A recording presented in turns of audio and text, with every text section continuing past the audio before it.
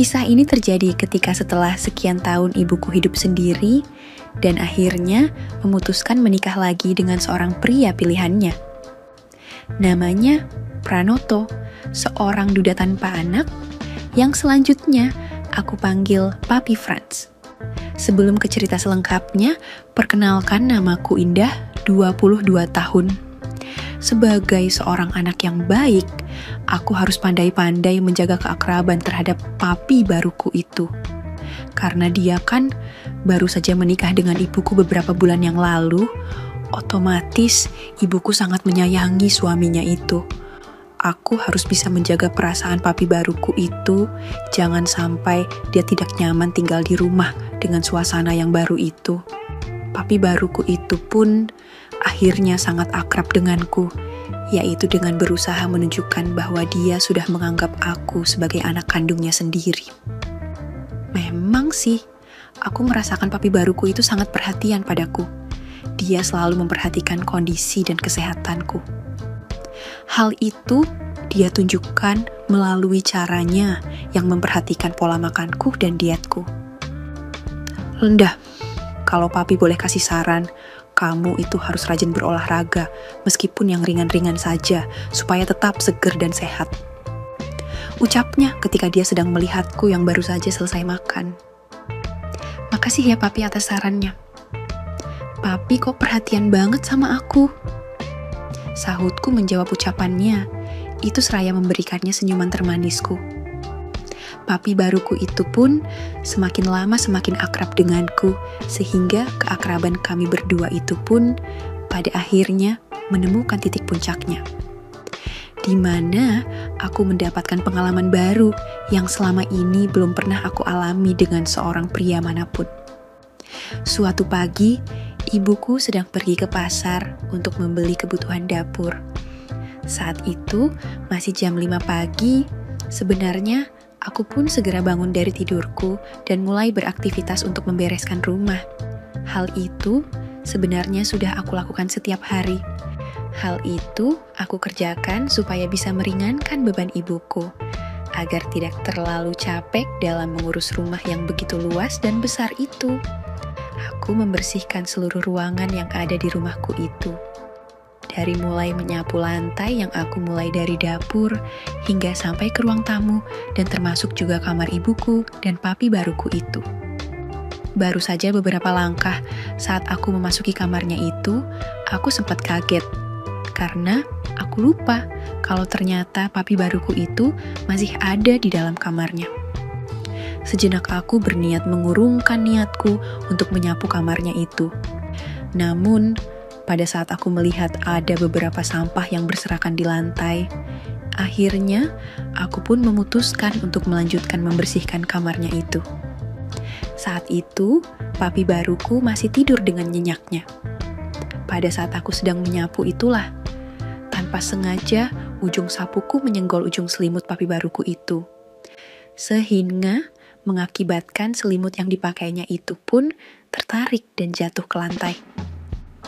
Seketika itu juga, aku jadi bisa melihat apa yang selama ini baru aku lihat melalui foto-foto ataupun video-video yang aku tonton. Dan baru kali itulah aku melihat yang nyata seperti itu. Mungkin saja semalam itu, papi baruku habis bekerja kreatif bersama ibuku dan malas berganti, pikirku. Namun dengan perasaan dak-dik-dukder aku, tetap saja melanjutkan kegiatanku menyapu kamarnya itu. Ketika aku sedang menyapu dan membersihkan debu yang ada di kamarnya itu, aku pun terus saja mencuri pandang pada apa yang ada pada papi baruku itu. Akan tetapi, sungguh tidak aku sangka, karena tiba-tiba saja papi baruku itu terbangun dari tidurnya dan melihatku yang sedang menyapu lantai kamarnya itu. Dengan agak buru-buru, dia pun mengambil selimut yang terjatuh itu. Jujur saja saat itu aku malu banget guys.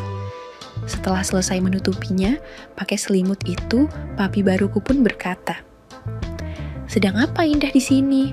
Kok masuk ke kamar ini?" Tanya papi baruku. Iya maaf papi, tadi itu aku tidak sengaja. Karena Indah lihat ibu kan sudah pergi ke pasar. Indah hanya ingin membantunya bersih-bersih rumah. Jawabku seraya tersenyum malu-malu. Padahal terus terang saja saat itu aku beneran dak-dikduk tak menentu. Maafin Indah ya papi, ucapku dengan wajah merona karena malu. Tapi barusan Indah sudah melihat, ucapnya tak kuasa dia teruskan. Maafin Indah ya papi, maafin sekali lagi. Ya sudahlah Indah, kalau begitu papi minta tolong bikinkan kopi ya. Selanjutnya, aku pun segera melangkah pergi ke arah dapur untuk membuatkan kopi papi baruku itu. Singkat cerita, sejak kejadian itu entah kenapa, aku selalu terbayang-bayang papi baruku itu, sehingga aku tidak bisa fokus saat beraktivitas. Kejadian itu pun terus saja berlanjut, yang artinya kejadian demi kejadian tidak hanya sampai di situ saja. Pernah pada suatu hari, di saat itu hanya ada aku dan papi baruku yang ada di rumah. Kejadiannya itu sekitar jam 9 pagi. Saat itu, aku mau cepat-cepat pergi mandi, karena akan pergi ke acara pesta ulang tahun temanku. Saat itu, entah kenapa, kok bisa-bisanya aku lupa membawa handuk. Sehingga ketika selesai mandi, dengan segera aku pun memanggil ibuku untuk minta tolong agar mengantarkan handuk untukku. Ternyata saat itu ibuku sudah berangkat kerja. Ada apa Indah? Ibu kamu sudah berangkat kerja dari tadi, karena dia terburu-buru ada pertemuan di kantor. Jelas papi baruku akan keberadaan ibuku saat itu. Itu papi, maaf bisa minta tolong sebentar nggak? Tanyaku dari dalam kamar mandi. Iya Indah, mau minta tolong apa? Sahut papi baruku lagi dari luar kamar mandi. Tolong ambilkan handuk ya papi, tadi Indah lupa bawa handuk. Maaf ya papi sebelumnya. Papi baruku pun segera pergi untuk mengambilkan handuk yang aku maksud dan membawanya untukku. Selanjutnya, aku pun mengambil handuk yang dibawakan oleh papi baruku itu. Dengan cara aku membuka sedikit pintu kamar mandi itu dan kepalaku nongol untuk memberikan tanda bahwa aku akan mengambil handuk itu. Namun, entah disengaja atau tidak, tiba-tiba pintu kamar mandi itu malahan terbuka dengan begitu lebarnya. Dan tentu saja terlihatlah pemandangan Fata Morgana dengan jelas oleh papi baruku. Maaf Indah, papi tidak sengaja, maaf banget barusan papi terpeleset. Ucap papi baruku berusaha memberikan alasannya. Akan tetapi, dia terus saja menyawang pemandangan Fata Morgana yang ada di depannya itu dengan tak berkedip dan sesekali menelan ludahnya sendiri. Dalam hati aku pun berkata, sepertinya papi baruku ini memang sengaja mencari-cari kesempatan untuk bisa melihatku dalam keadaan yang seperti itu. Karena memang dari awal papi baruku itu sangat memperhatikanku.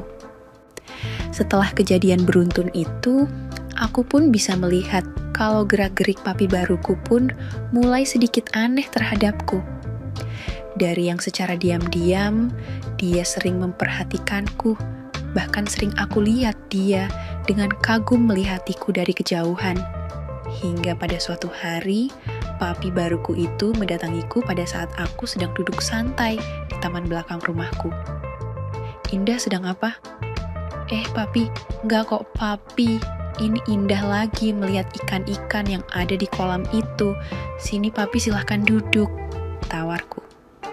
Dengan senang hati papi baruku itu pun menerima tawaranku dan ikut duduk di kursi bersamaku. Hari itu, papi baruku mengajak aku ngobrol ngalor ngidul dan bercerita banyak hal sembari bercanda ria.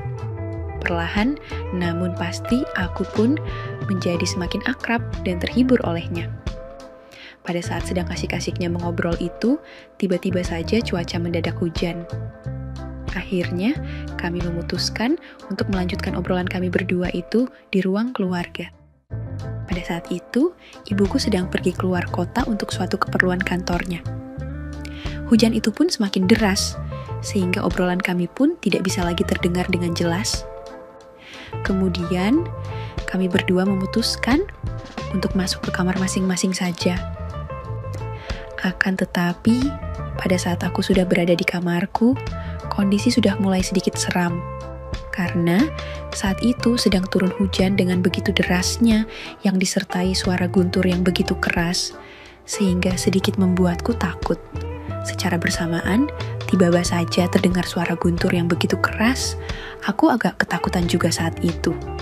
Karena posisi kamarku yang berada di posisi paling ujung, dengan semakin panik, akhirnya aku memutuskan untuk memanggil papi baruku. Ketuk pintu kamarnya. "Papi, udah takut nih," rajuku. Tidak lama kemudian, papi baruku pun langsung membuka pintu kamarnya. Setelah papi baruku itu ada di depanku, aku pun bilang kalau takut di kamar sendirian. Sungguh aneh bin nyata. Pada saat itu, tiba-tiba saja mendadak mati lampu. Dengan segera papi baruku mencoba mengecek listriknya. Dan ternyata memang saat itu sedang ada pemadaman. "Ya sudah, Indah. Kalau begitu, Indah tidur di sofa yang ada di ruang TV saja ya, biar papi bisa temenin di sana," usulnya. "Tapi papi, ini kan kondisi rumah masih gelap. Indah beneran takut ini. Papi kan tahu kalau aku fobia sama kegelapan," jelasku. "Ya sudah, Indah jangan takut. Sebentar ya, papi ambilkan lampu darurat di belakang," ucapnya seraya memegang kedua bahuku untuk memberikan rasa ketenangan bagiku. Sebenarnya, aku sendiri bisa saja mengambil lampu darurat itu dan menyalakannya. Akan tetapi entah kenapa, malam itu aku jadi manja begitu sama papi baruku itu. Mungkin saja karena papi baruku itu kan sudah melihat semuanya pada saat dia mengambilkan handuk waktu itu. Jadi, aku sudah tidak merasa canggung lagi ketika bersamanya.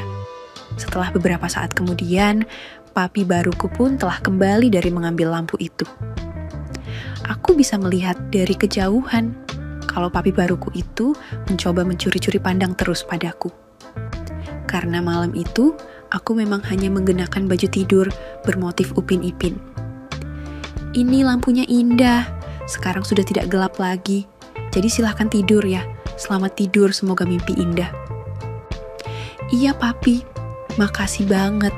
Maaf ya sudah ngerepotin," ucapku seraya senyum-senyum di kerembangan cahaya lampu darurat itu. Belum juga 1 menit aku mencoba untuk tidur, lagi-lagi suara guntur terdengar lagi dengan begitu kencangnya, sehingga menakutkanku di malam itu. Akhirnya, aku pun dengan nekat memutuskan untuk ikut tidur saja di dalam kamar papi baruku itu. "Loh Lendah, kok malahan ikut tidur di sini?" "Jangan Indah, nanti kalau ibu kamu sampai tahu kita tidur dalam satu kamar, bisa-bisa ibumu berpikir yang tidak-tidak tentang kita berdua," jelas papi baruku dengan senyumnya yang penuh arti. Papi baruku terlihat kalau malam itu sedikit takut dan ragu melihat tingkahku yang seperti berusaha memberinya kesempatan. "Tenang saja papi, Indah jamin kalau ibu tidak akan marah. Percaya deh sama Indah. Please, Indah mohon malam ini saja papi. Karena malam ini, Indah beneran takut tidur sendirian dengan suasana hujan deras seperti ini. Apalagi mati lampu." Rajuku sedikit memelas supaya diizinkan oleh papi baruku itu. "Ya sudah kayak begitu. Indah, silahkan tidur saja bed itu. Biar papi tidur di bawah saja. Kasian kalau kamu harus tidur di lantai. Dingin nanti," usul papi baruku seraya dia turun dari bed. Awalnya aku menolak penawarannya itu, akan tetapi karena papi baruku itu terus saja menyuruhku tidur di atas, akhirnya aku pun menurutinya. Malam itu, aku dalam waktu relatif singkat, aku sudah tertidur dengan begitu nyenyaknya. Akan tetapi, di saat aku tengah tertidur pulas itu, tiba-tiba saja ada goncangan pada tempat di mana aku tidur. Rupanya, di sebelahku sudah ada papi baruku itu. "Maaf Indah, maaf ya, di bawah dingin banget," ucap papi baruku dengan menggigil sembari meminta aku supaya mau berbagi selimut. Aku baruku yang saat itu dalam kondisi setengah sadar dari tidurku pun berucap, "Iya papi, gak apa-apa kok, tarik saja selimutnya daripada kedinginan," ucapku sambil aku berusaha memejamkan mataku kembali, karena rasa kantukku terasa sangat berat malam itu. Suara hujan dan tiupan angin di luar rumah pada malam itu membuat selimut yang ada tidak mampu mengatasi hawa dingin yang mulai begitu merasuk ke tulang. Hingga akhirnya, di malam itu pun, aku dan papi baruku terbawa suasana yang tak wajar.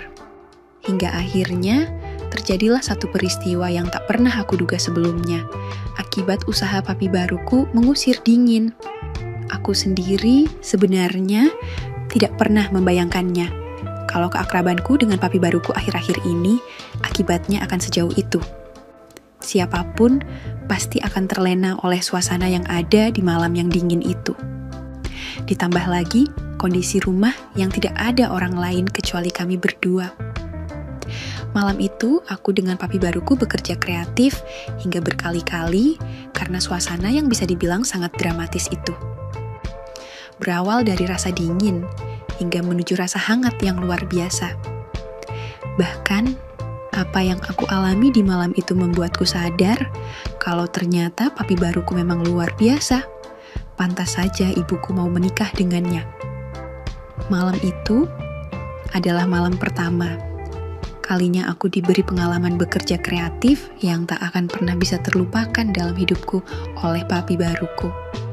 Dan kejadian di malam itu tidak hanya sampai di situ saja, karena di pagi harinya masih berlanjut.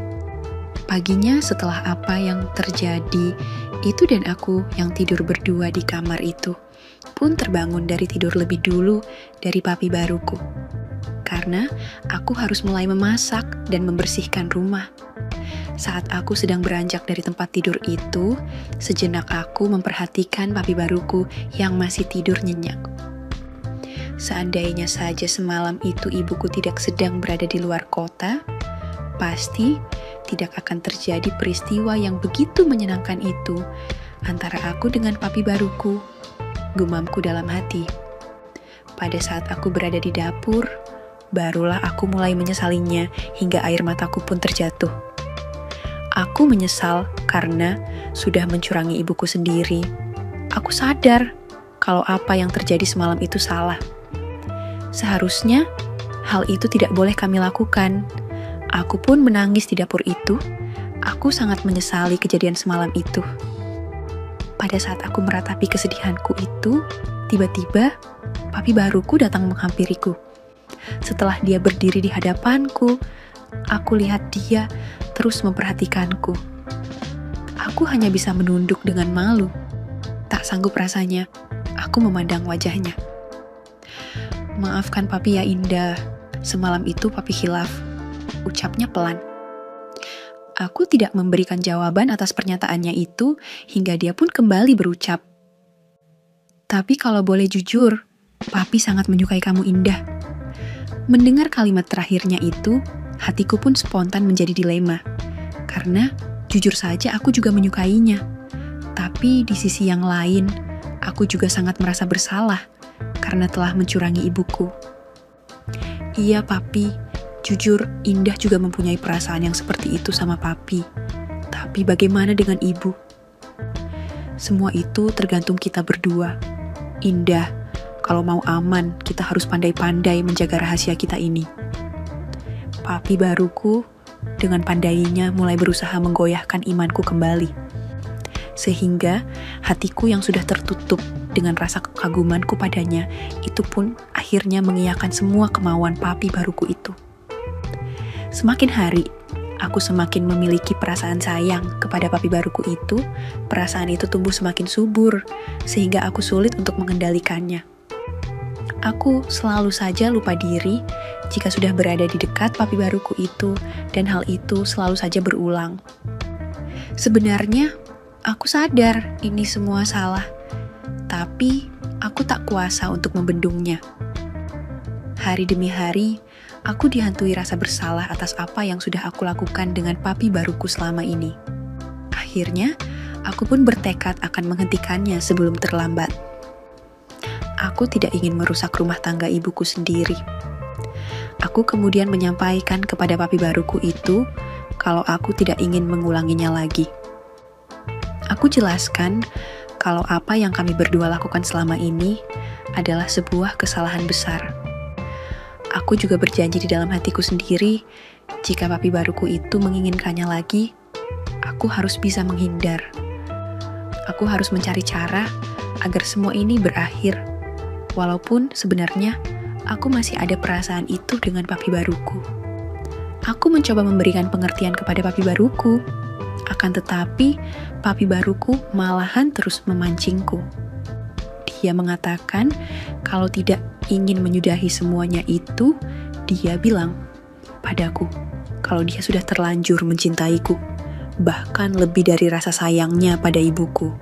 Apa yang seringkali aku kerjakan dengan papi baruku selama ini sebenarnya belum ketahuan oleh ibuku.